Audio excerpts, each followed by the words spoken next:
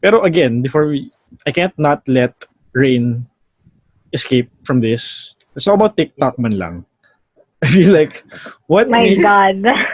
that thing? Well, to those who don't know, she's like going super viral right now. I mean, so what made you like think of that concept and post it on social media? It's really special, and a lot of people actually relate to it.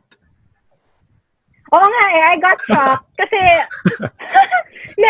okay, like the very first time that I posted a TikTok like that, I went to brunch with my family. Tapos sabi ng mommy ko, "Uy, alam mo pogi yung anak ni ganyan." Sabi ko, sige, practice ako na magpakilala siya. Tapos kunyari ikaw yung mommy niya. So ginawa ko in front of her, and I actually do that around like my aunties ganyan. Tapos sila parang, Rain, nakakainis ka talaga. You're so annoying, you're so crazy.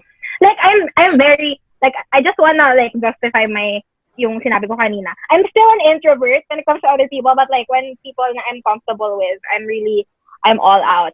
So yun, and I thought, okay, why not bring it to TikTok? Kasi, actually, hindi ko rin alam. Wala lang, ganyan. Gusto ko i-post eh. If it gets 3 likes, then great. And then people started picking up on it na, oh my gosh, this girl's like funny and relatable. It's like, really? Ganyan. Yeah.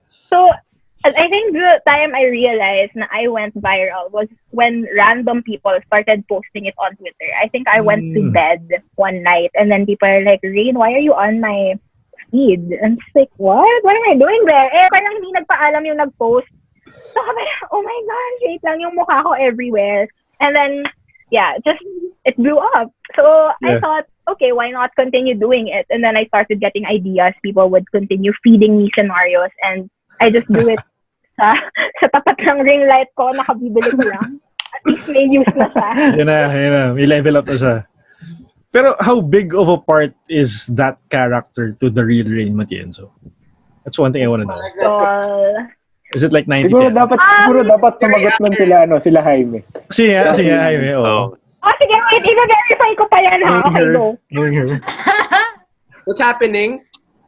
No, I was asking how big of a part of her personality is yung character niya sa TikTok and her real personality. Between 100%, 110% accurate.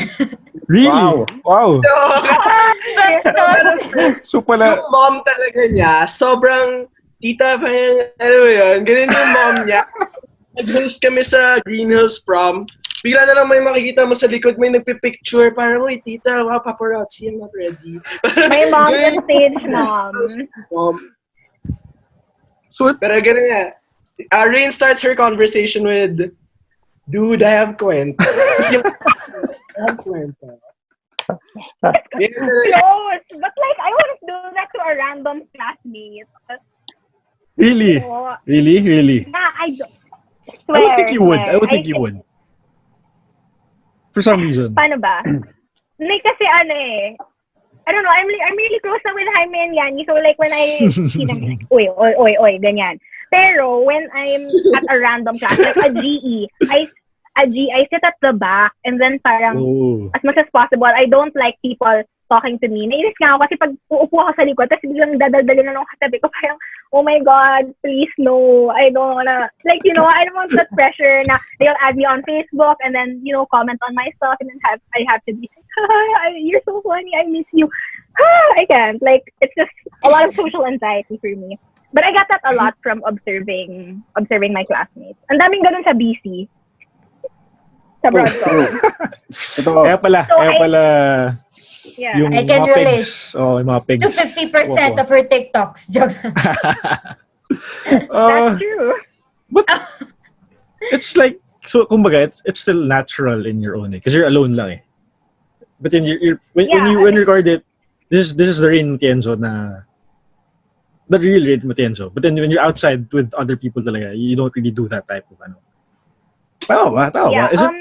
Yeah. I don't know what to say na kasi alam mo, I do that in one take and it's like, it's good, post na natin.